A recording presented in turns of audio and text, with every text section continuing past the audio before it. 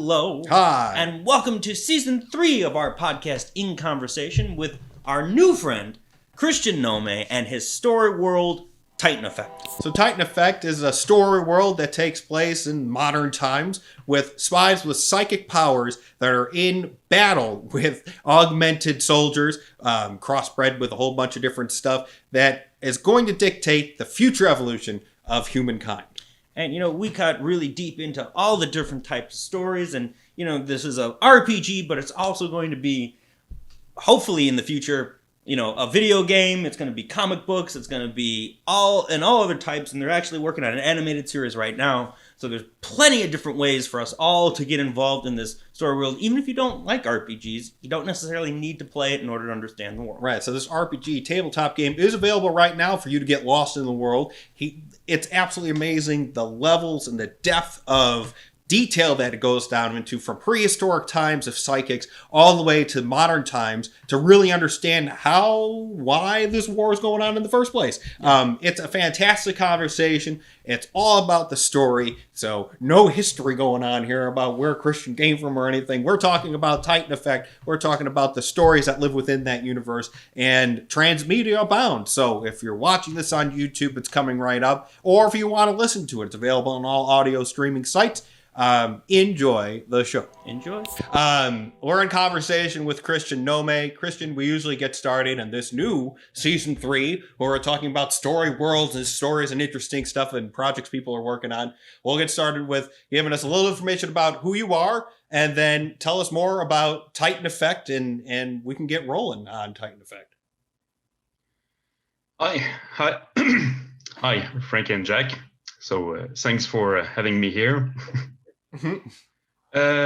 So I'm a writer, transmedia creator, and the main creator of Titan Effect, which is a tabletop RPG and transmedia universe.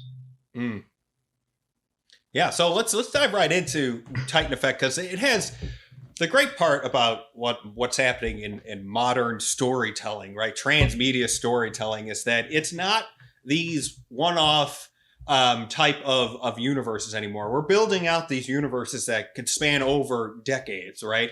And for our audience members out there that are used to the usual format, right? And we've spoken at length and at nauseum about transmedia and how all this content can live and exist in a universe, and it doesn't have to stick to one type of medium. It doesn't have to we'll discuss this a little further, Titan Effect being an RPG tabletop game, it's not going to stay as a tabletop RPG game, right? That instance of the universe will, but it's going to be able to explore through, animated series, or maybe even a video game or a movie or something like that, where it'll allow people to explore the universe through a variety of different avenues, right?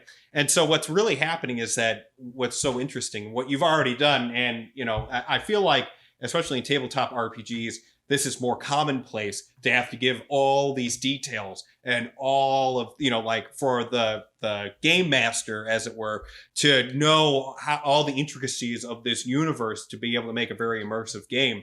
But there is just so much in this universe, the backstory, rewriting a little bit of the history of a world so that you can get into the universe a little bit further. So let's kind of dive into a little bit of what the Titan Effect universe is, and then kind of go from there. So where do I start? That's a big question. I think the idea of Titan Effect came because I was also always interested and obsessed by transhumanism. The fact that using technology to enhance and even evolve humanity. And I always wanted to tell a story like that. And of course, I was influenced by a lot of different works. One of the main inspiration for Titan Effect came from the video game Metal Gear Solid. I think a lot of things came from there because I was so fascinated by the world that Hideo Kojima created for that game, all the mythology around that game that influenced me. So I wanted to do my own mythology for Titan Effect. So I brought a lot of inspiration, but created something from that came from me, with my own questions, own fears, my own story that I wanted to tell. There's a lot of influence, of course, by Greek mythology. There's a lot of Greek mythology reference all across the RPG, and it's not there just to be cool. There's really some kind of retailing Greek mythology in a different way, you know, putting it in a spies thriller setting with science fiction elements to create something, I would say, unique. Yeah, right. Yeah, well, the whole universe it's based off of a premise. I love how, especially in the the paid version that you were able to give us, a version of the RPG, the rules and guidelines and creating characters and everything. It started your history started prehistoric, right? It started prehistoric, and this whole universe is based off of the existence of psychics, right? And that really goes into the I can't remember how to say that word. Theranthorpe. What's it? Theranthorpe, the half animal, half humans that existed at some point, and they got marginalized and kicked out, and now these modern agencies are out there trying to enhance that for their own. Some people are against it. A lot of people are for it. To create these military units and just trying to essentially continue their hold on the world that they already kind of control, but to always be advancing. So what was what the fascinating part about the psychics? Go dive in. Explain the whole thought process behind the psychics and everything. Don't give us surface details. Come on, let's get into the mind there. Mm-hmm. So first thing, it was very important for me that the world of Titan Effect was grounded, based on reality. I don't want to make it realistic, but credible, enough for people to dive in and to feel that the world was kind of real, tangible. So that's why I went all through history and to alternate history with my own mythology elements. So one of the main things are psychics, which are enhanced version of humanity that evolve separately. So it's very few people at the present of the game, but it's something that's starting to increase because nobody knows exactly why. Maybe it's because of the pollution. Maybe it's because of how humanity is slowly evolving. In fact, it's not really important for the story. What's important is that a lot of people want to keep that secret. So in Titan Effect, the public is not aware of the existence of psychic, but have been there for millennium since the dawn of humanity.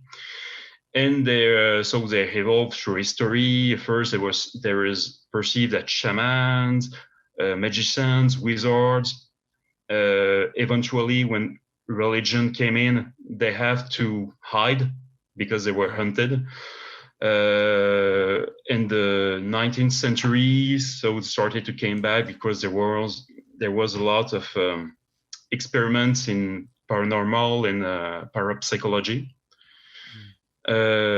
And some secret organization or intelligence agency started to take interest in these people and decided to use them for their own gain.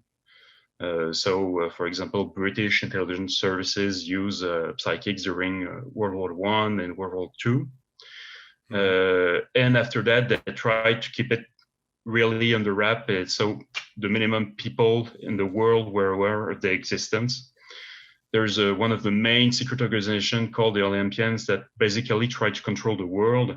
One of the main goals is to stop the proliferation of psychics. So they try by any means necessary to keep their existence secret and to neutralize them. So each time someone discovered that has abilities, the Olympians, which with all their networks and resources, discovered that there's a new psychic and try to eliminate them. And in the meantime, they tried to create a new breed of super soldiers to be able to compete and defeat these psychics. So that's how bio-augmented soldiers took birth. Mm-hmm. You know, and I think what you were doing, one of the first objectives you had here when you were creating this universe was to create it somehow grounded in reality. And I think that's what a lot of people tend to, when they start these fantasy universes, they tend to throw so much out there at you, Sure. and you can't quite grasp it because it's not real. Right. I think, and you know, you look to some of the most successful franchises, which are fantasy. You talk Game of Thrones, which first started off with everyone denying that there was this the Army of the Dead was just a farce. You know, it was all hokey bullshit. It didn't matter. And then all of a sudden, as the seasons progressed and you got further into that world, then all of a sudden the magical elements started to appear and people accepted them. And that's one of the things that I think was really good that even the Marvel Cinematic Universe did. Like, why start with Iron Man? Because technology, it's like that's super easily graspable for all of us. And then you introduce, there's a god. There's a man man with anger issues that become this big green thing, you know. You start with something that, someone could make a suit like that. He's super smart. I'm sure he can do that. Well, it's the focal point, right? It's like, so the existence of psychics in the world of Titan Effect is the point where later on in modern times, there's bio-augmented soldiers that are mixing with, you know, animal DNA to then, you know, be out there hunting these things. But you can't start there without knowing, like, hey, these, you know, psychics have been around. This is part of human evolution in this story world, right? This isn't new. You rooted it with the shamans and the wizards and the magicians, which we, you know, had a joke with, like, the modern magician is all all psychics or something like that. But, you know, like you have it so that it starts to become tangible. And even like just what Jack said with, you know, with the Game of Thrones, with Marvel, and even with, you know, the main a major influence for you, Metal Gear Solid, right? Where that whole thing was just all about nuclear weapons. And yeah, that was a real thing, the real fear, right? Mm-hmm.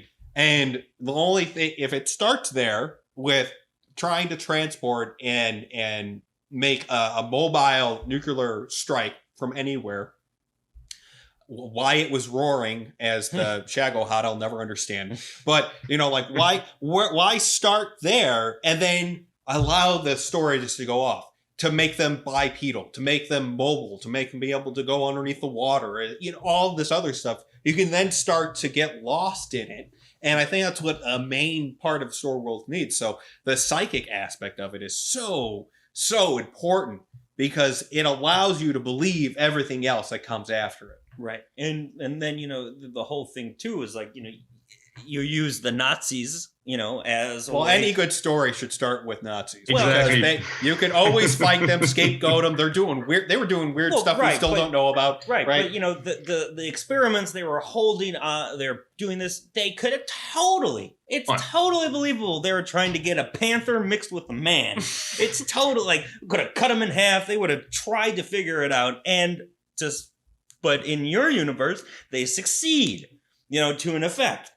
A Titan effect to the Titan effect. They succeed. And, you know, just, you know, talking about how you could slowly unveil this. And I know you were talking about how it's now going to be, you're in the works of an animated series, right? Mm-hmm.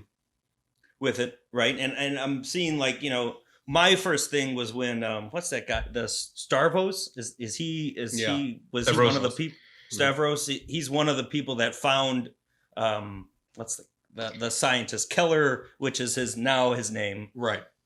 He's one of, in the story. He's one of the first bio-augmented soldiers, right?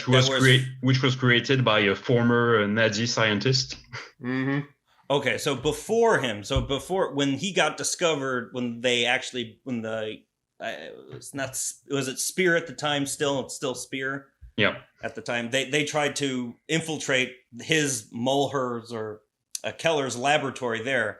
You could have all throughout that idea of them just, we just need to find this guy and get him. And then all of a sudden they're in his lab and they see exactly what he's been doing. And you have these Nazi bear men or tiger men or lion men that are coming out, and then it throughout the entire time it's grounded in this reality, and then you find out how fantastical this reality is.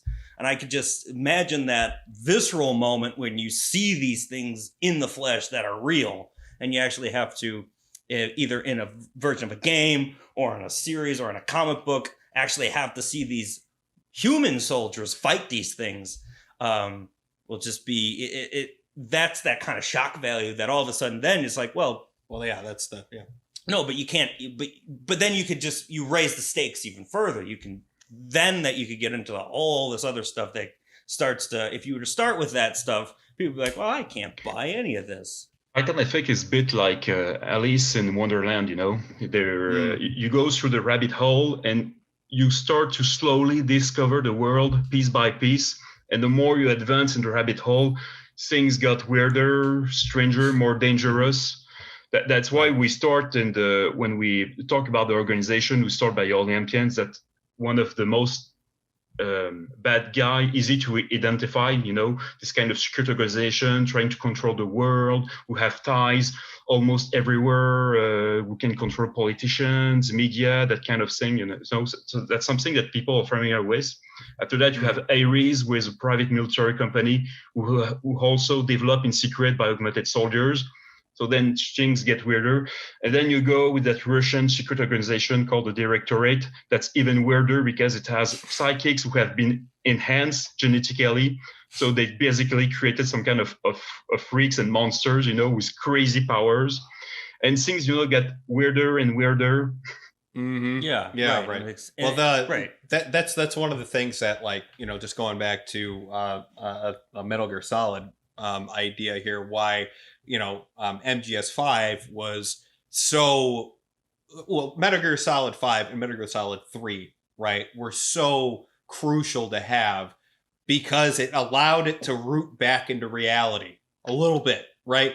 MGS 1, 2, 4, you know, you're going crazy, like you're out there, and for most casual fans, it's going to be like, dude, what the fuck is going on here? You know, but if you can go back and you can root it into something that's real, right? A situation that was real, that was happening, like in Titan Effect with Moher's laboratory and what they were trying to do. It all of a sudden it goes like, okay, well, now I can buy into, you know, like, well, of course I know where Ares came from. Like, that makes total sense if you know the way that it came about. But it's so crazy how crucial it is. And I think that, you know, the simple fact that you have this timeline, right, which we don't think anybody should ever see. We don't like, you should be doling this out little by little by little by little. But the fact that you have it allows for there to always be that explanation and not have to fish around a lot like Metal Gear Solid has to fish around for some sort of weird explanation as to what was going on and why that happened. That right when we were reading it, I was like, this seems like a much better thought out Metal Gear Solid. When I was reading it, I'm like, because you know, there, you know, it works. Like, you know, of course, you know, you have to understand that when he was first creating those games, I guess he did not see the forest through the trees. Right. But yes, you have this, it's very well thought out, and there's a lot of information. And that's what I was telling earlier. It's like, we had to take a couple of breaks in between those things. And one of the things I referenced was I was listening to, I think his name's Steele Philippek, Build a Better Story World.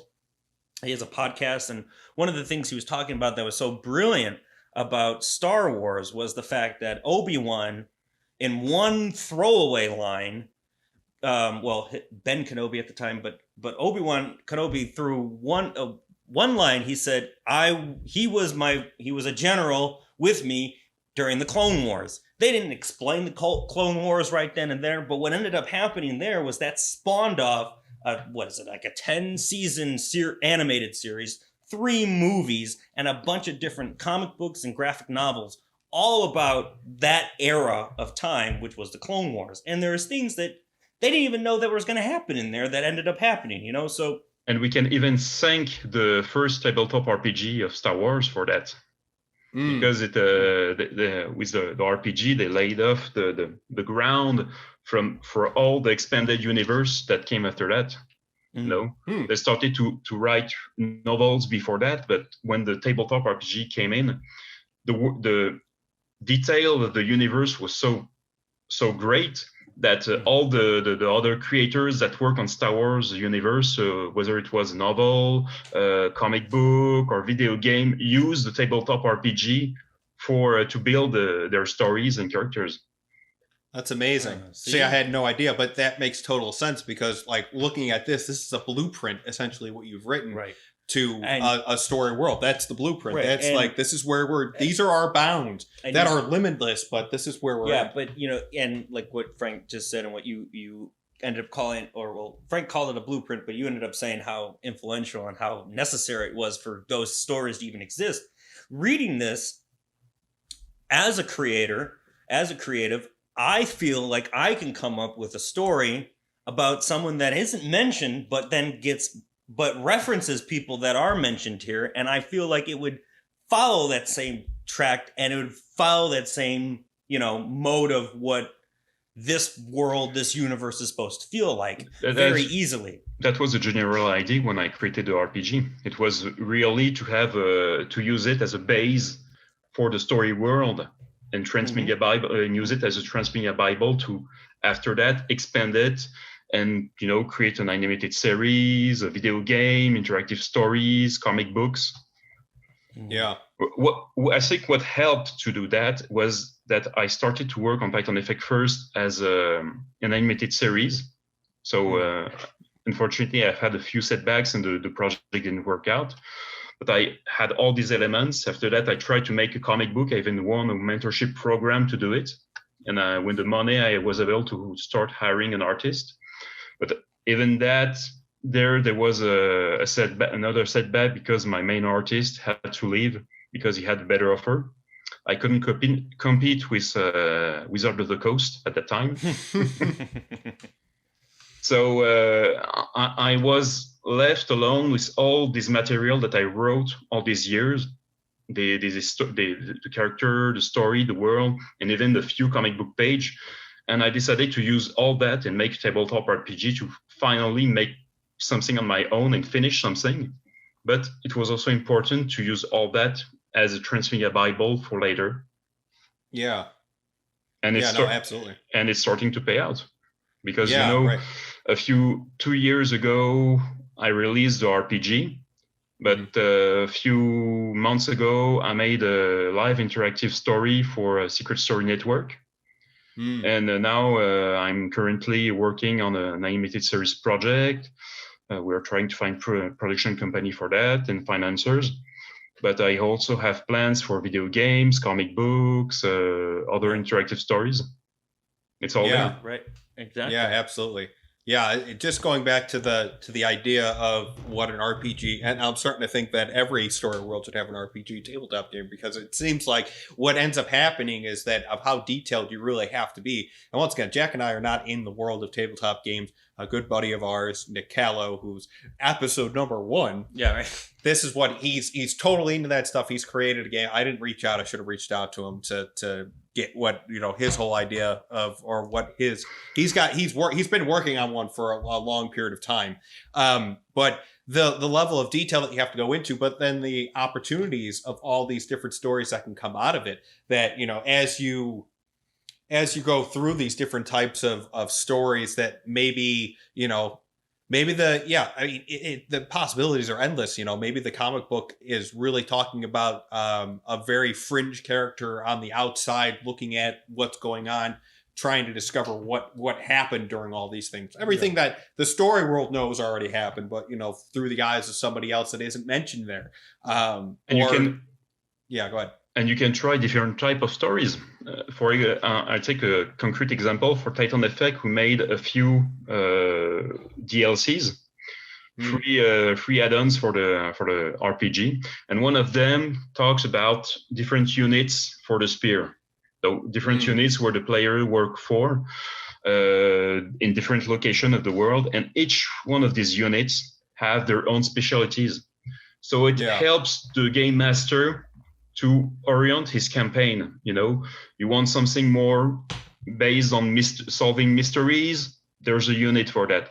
You want something more action, more infiltration, like Metal Gear Solid, there's a unit for that. You want something more old spy movies related, there's that too.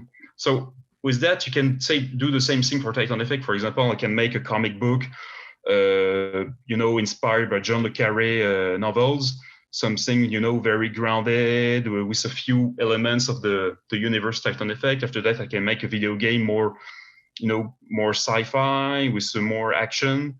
Same thing for the animated series, or even if we make a movies, whatever. Right. Yeah, because it's all there. It's all there, and that's what I was alluding to with everybody should have one of something like this, which is just and we've said this many times on the podcast too. I mean, there are times that a universe just isn't the right way to go about it, right? Some stories don't need a universe, right? They can happen within. They're just a brief moment, and that's all they are, right? But with something.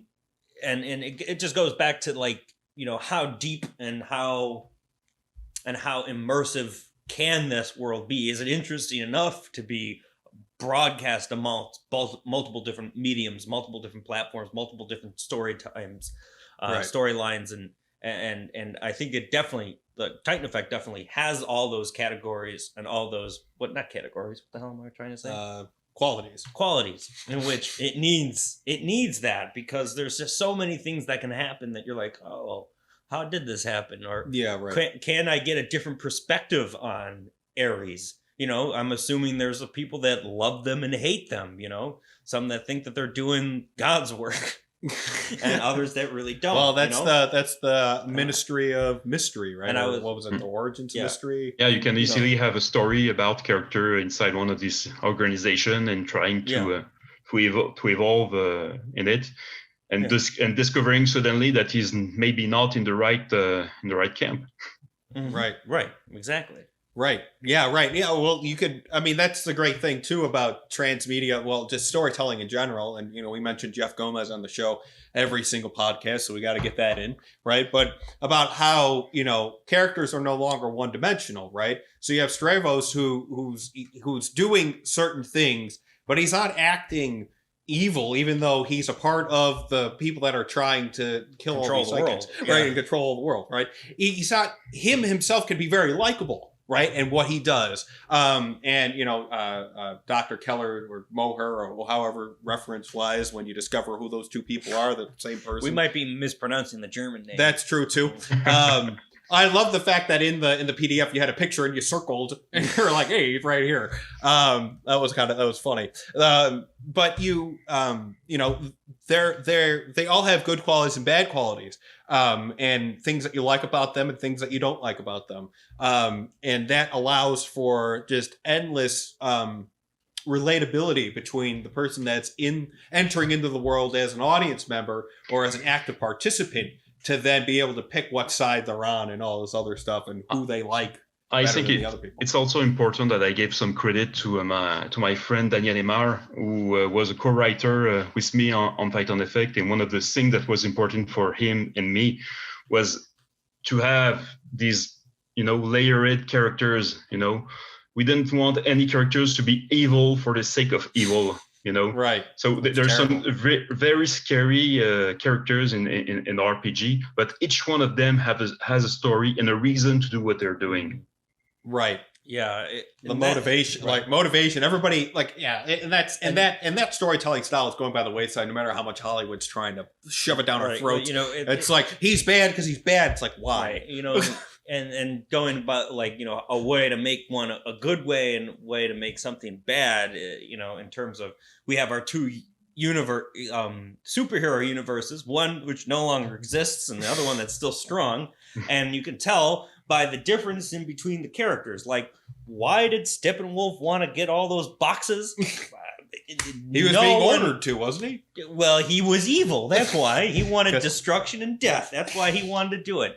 But then you have Thanos, who has an equally stupid idea. I mean, he has the power to do anything with that gauntlet, and instead of magnifying everything, all the resources to infinity, he decides to cut everyone in half. But you at least understand that he had a purpose. Like, he he wanted the best thing forward. He just had a very convoluted and stupid way of going about it. It just so happens he was strong enough to end up doing it. And then, the reverse of what ended up happening in Endgame. I don't know how the economy's going to survive when you have all of a sudden the population balloon within a second to twice as many people. That seems like that's going to have some really bad side effects. But you see the difference, and even talking about the DC universe, where it started with Superman, who we all know, everyone who's ever tried to tell a story about Superman, he's completely unrelatable. First of all, because he's a Boy Scout, he's indestructible, and okay, and he inherited all of it. So how is he not egotistical at one point? But you start with that, where you should have started with Batman, because here we have a person who's grounded in this reality of this terrible corrupt city that he's trying to fix, and Superman should have been entered in later, and maybe phase 3 should have entered Superman, because then it makes more sense. Because at the end of Justice League, it was basically like, well, all these guys are useless until Superman showed up. That's something that I found interesting in Batman versus Superman. I know a lot of people don't like it, but what I find interesting was Snyder tried to show a side of Superman that we're not used to see. The weight of his actions, to see someone who don't want to be a messiah and who see as a messiah by other people, and each one of these actions have consequences, some bad, some good. And I felt it wasn't very subtle, but the idea of this was very interesting. And in Titan Effect, that's something that I also wanted to show, is that the main characters, the heroes or the players for the RPG, try to protect the world and to save it. But at the same time, they're forced to make sometimes difficult choices. Right. So I thought it was interesting to have this kind of moral dilemma when you try to do the good thing, but sometimes you have to do a bad thing. And one of the main themes Titan Effect is try to save the world without becoming what you set out to fight against. Yeah, right. Yeah, which is easy to see how that's the constant struggle throughout the whole thing. And I think that too, what I really like about what you've come up with here, you and your partner writing this whole world and this whole history, essentially, is that you do have that main storyline, right? That has those internal conflicts, right? Like, when one character, well, maybe we should stop mentioning names so we don't want to ruin the whole thing, finds out that the one guy is the one that killed her father, but she's, been working this entire time underneath this organization, and then decides to kick out, and once she found out that was what the whole dichotomy was, and she's like, I don't want to be a part of this. Actually, I want to be against you now, right? And that gives everything like, it's like all these organizations have their origin stories that are all based off of disagreements, discovery of individual people that then go like, I thought I was doing this for this reason, but now I realize that you were just using me, so now I want to get out. And I was talking about it's saying like it could be a better,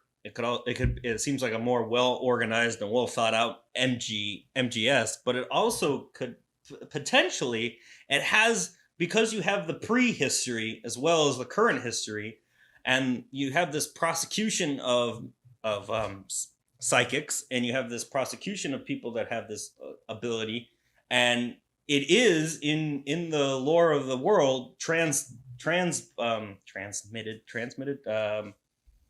I need another key word to help you. Transmitted. No. What is it? It's inherited. It's transmitted through a gene. How'd you say? You would say inherited. You had the right word. Well, inherited through a gene. So you have this idea of maybe potentially two separate timelines about maybe perhaps a person in the future who doesn't know they are a psychic, and then you can connect them to their past of prosecution and through their ancestry, kind of like Assassin's Creed, but only in terms of both sides. The future would be equally as exciting because maybe he's getting tested on to become this, oculated soldier? No, acclimated? No, augmented. This augmented super soldier, whereas back in the day, his ancestor was also getting prosecuted, perhaps by the church or perhaps by some other Empire emperor who. There's definitely some aspect in that because Bioaugmented Soldiers where their existence is very recent in the Titan Effect history, but they originate from something much older, you know. Right. Like Yeah. before there was new Tyrion troops that was created, that was genetically designed. Originally, there was a lesser version of Tyrion troops that were natural, that were another evolution of psychics and humans with animal DNA.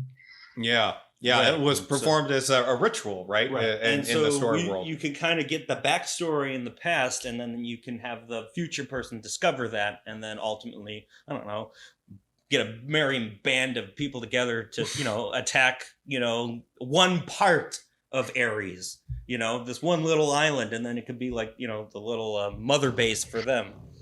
You know, not to mix my metaphors and my games, but you mixed 3 of them. I did, but you know what? It could happen in the universe. That's what I'm saying, and that could be an interesting way to tell a story as well. Yeah, but we haven't really dove into the bio-augmented soldiers and that origin story as well, because you know you have the psychics that are out there that are able to, you know, do all these you know, superhuman things, but then you also have the other. It's kind of interesting how they, in turn, were both originally around, and now all of a sudden they're being exploited for the benefit of, you know, somebody, right, to be able to control the world. Regular humans. Sure. Humans are always the scapegoat and evil in these stories, aren't they? They always want something they can't quite have. You know, and somehow they get it, even though they're very much not equipped to. They're not superior in any way. It's you know, it's funny because we thought about that once we made the game, and I say to my friend Danielle, it's funny because most of the bad guys are white or coming from colonizer. Yeah, right. Yeah. There's one thing humans are good at, right? It's just taking over and demeaning other things that they don't understand. Yeah. Well, you know what? Let's talk a little bit about the animated series because we know that that's coming out. So that's a good segue there. You know, about like, okay, so now, once again, how long have you been working on Titan Effect? It's been 15 years. Yeah. So 15 years, folks. So here, you know, in this world of automatic gratification, remember, we had somebody on the podcast that had been working on his animated film or animated series for 10 years, you know, and just now he's starting to get a little bit of traction. And a lot of this stuff takes forever, especially when it's something really new and novel, like Titan Effect, which is it's this whole world. It's a huge thing that you really do need to find the right person to bite into the apple, because if not, they'll be overwhelmed by it, right? Mm-hmm. Like if they don't have the right state of mind to read it, like what we did, and as soon as you're like, oh yeah, well, you know, you have the you have the Metal Gear Solid type thing, and you're like, okay, I'm starting to get into the right frame of mind to read this and be excited about these stories. You know, so 15 years, and now, you know, the original plan was to do an animated series, and now it's starting to percolate up that, hey, maybe that's step 2 rather than step 1, right? So, what's been going on with the process there? What's that world? Where are we starting in the animated series? Where are we thinking? So for the moment, it's still in development, and we haven't found any production company, so it's all speculative. But where we're heading is we're taking the story a few years after the timeline of the RPG. Okay. So that takes less enough time for players and game master, you know, to run a lot of adventures and campaigns before the story of the animated series start. Nice. And there's a lot of characters that are in the RPG that will be in the animated series, hopefully. And it's all about the quest of the main character, Leto, which is a rogue Neo-Syrian troop who rebelled against his creators, Ares, in that case, and we have been working for the Spear for a few years, and we try to stop a catastrophe that is coming. There's some people are starting to put a lot of efforts in creating a chain reaction that will make a new turn in the secret war. So something that will eventually make the secret war less secret. Yeah, right. So that's something that all secret organization involved wants to avoid at all costs, because it will reveal their existence to the world, and that's something that they want to avoid. Yeah, right. Interesting. So all this quest about the main characters trying to stop that thing from happening, but there's also a lot of son-father relationship, because Stavros was Leto's mentor, but also his father figure, and there's a lot of resent between them. Stavros feels that Leto betrayed him. Leto was abused when he was a child because he was used as a child soldier. He knew military was all he knew in his existence. So it's we are there for the so we have a pitch deck almost ready. I'm writing a pilot screenplay, and Awesome. we have a few character design for the animated series, and now we're looking to find an animation studio, production company to eventually pitch it to a Netflix, Amazon, or HBO Max. Yeah.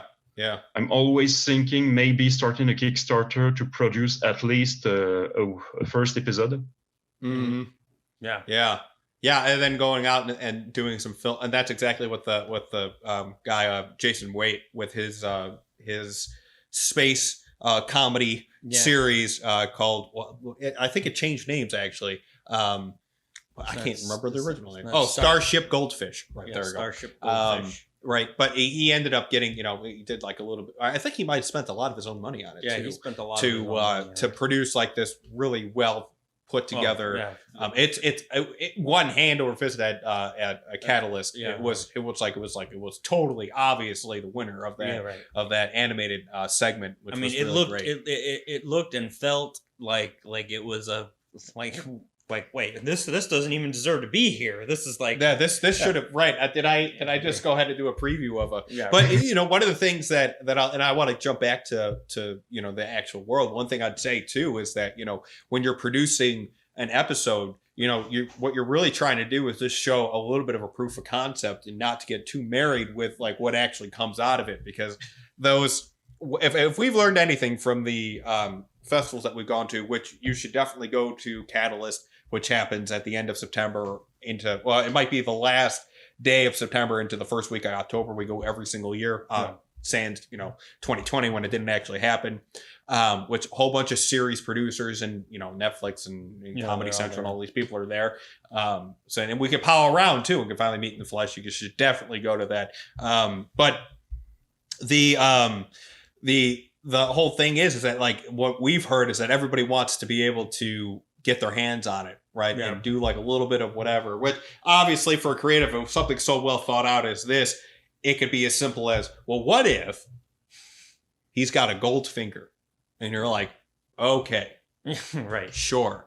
Right. It'll never appear again, but he'll have it, and it'll be like a part of some lore that might turn into something like the Clone Wars, and all of a sudden you have another segment. But the Goldfinger War. Yeah, right. But what was so amazing about what you just said there is that you have, and the only difference between what you're talking about and what's happening with the new Star Wars interactive part of the universe that's going to happen at Disney, right? That Jeff Gomez was helping develop, is that you have the RPG as a segment, a playable portion of the story where the game, the game master and the players actually have a place to make their own part of the story, their own truth, where it wasn't dictated by you.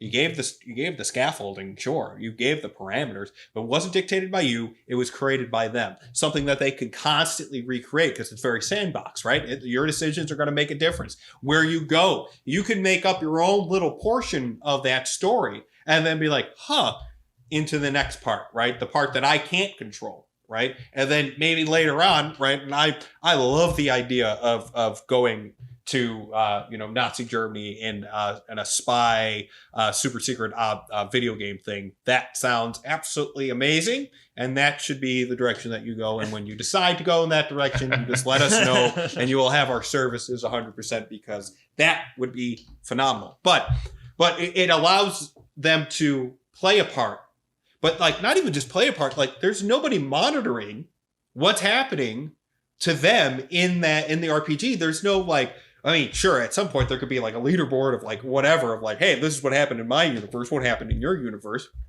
where people can go back and forth.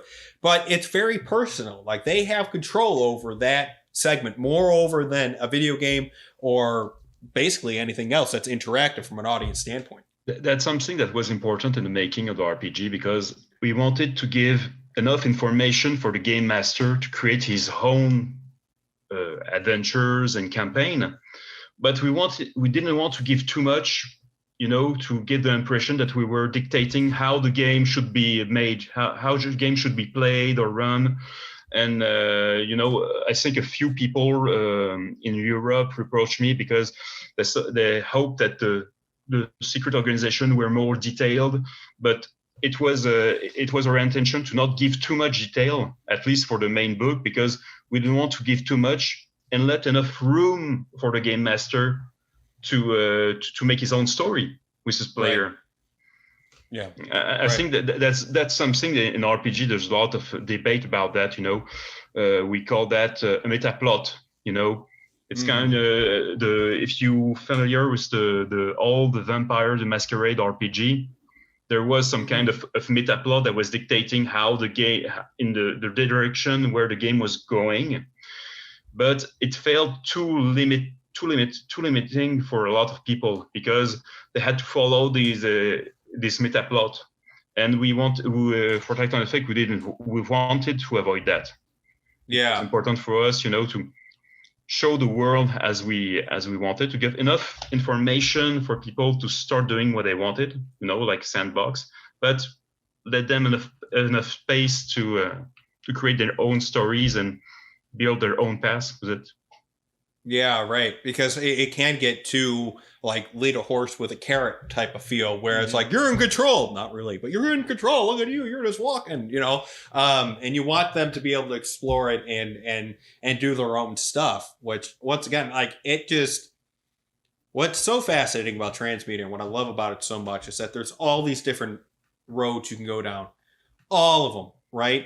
I mean, I heard an interview. I cannot remember the guy who did the interview with Jeff Gomez, but it was all about Clubhouse and how audio storytelling and interactive audio storytelling could be an outlet for transmedia, and that made me go. And with our story world, which we'll be diving more into the project working on with Mick Rock, which is that costume designer and everything. I'm like, what if we could do some interactive storytelling that way? Like how could you use it? It's so fascinating. And what's so great is that after talking to you, Christian, now my mind's going to tabletop RPG. Like, how would that even work? How would anybody even, where would that reside in this story world? How would that reside? So fascinating. Absolutely fascinating. It's funny you mentioned audio interactive stories, but that's something that I'm seriously considering for Titan Effect. I think the person you're talking about who talked with Jeff Gomez is Christian Manke. He's from Germany, and we talk with each other a few times. So that's something that will certainly happen in the future. Yeah, right. Well, because there's no it's all about engaging an audience, engaging the people that want to get lost in it. That's their tonic to the real world, right?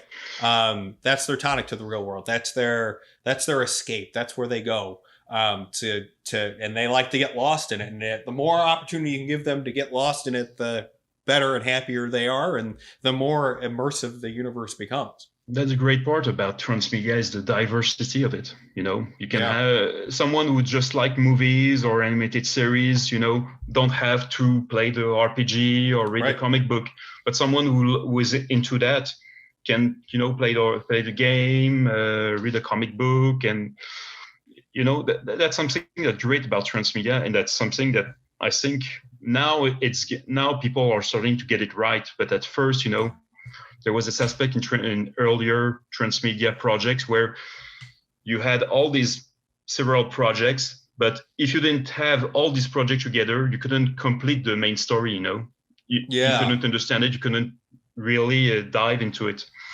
And I think it's important that each story is standalone, and you have a story arc in its own.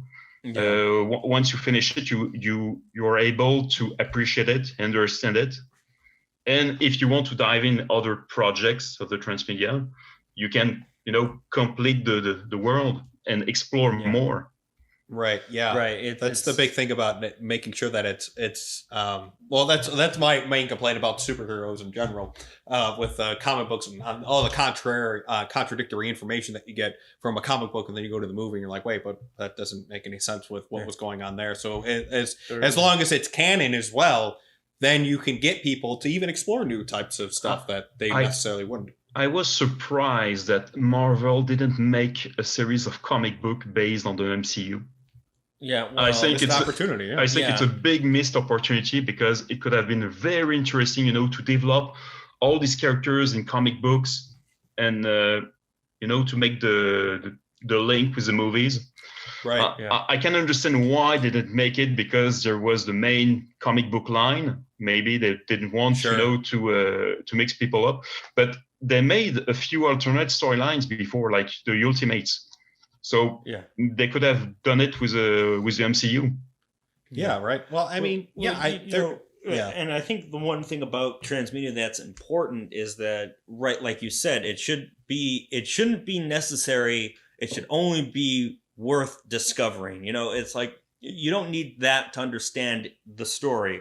But if you want to continue down the path of the universe, other forms of content will help you. They're not going to be they will be interconnected, but they won't be necessary. So it's like, well, I don't understand anything that happened in that one. Oh, that's because you didn't read the comics books in order and didn't play that video game in between the volumes of comic books. Then you're never going to be able to understand the animated series. And it's like, right, so but never be able to understand it. Right, because then that does the exact opposite, to the point where then all of a sudden you only have intimidating. Right, you only have 5 super fans that know everything, and all these other guys are like, I saw that movie and it made no sense to me whatsoever. Right. It's all about giving people that extra license to get further into the story if they want to, and it's not necessary. So you have all these if you only like reading comic books, you can understand this story, you can understand this universe within the comic books. But if you only want to play video games, you could definitely understand it. But if you want to know a little bit more backstory about John Johnson, the first augmented soldier, then watch the animated series, because that's all about John Johnson. I don't know if that's his name. That's Probably a terrible not. name. Don't use that, Chris. Don't use John Johnson. Call him JJ. That's the key: accessibility. You need people. You need to make it accessible for people. Someone who just wants to read a part of it will be able to enjoy it, and someone who just wants to read everything and watch everything, they can do it too. Those are the people that go to Comic-Con.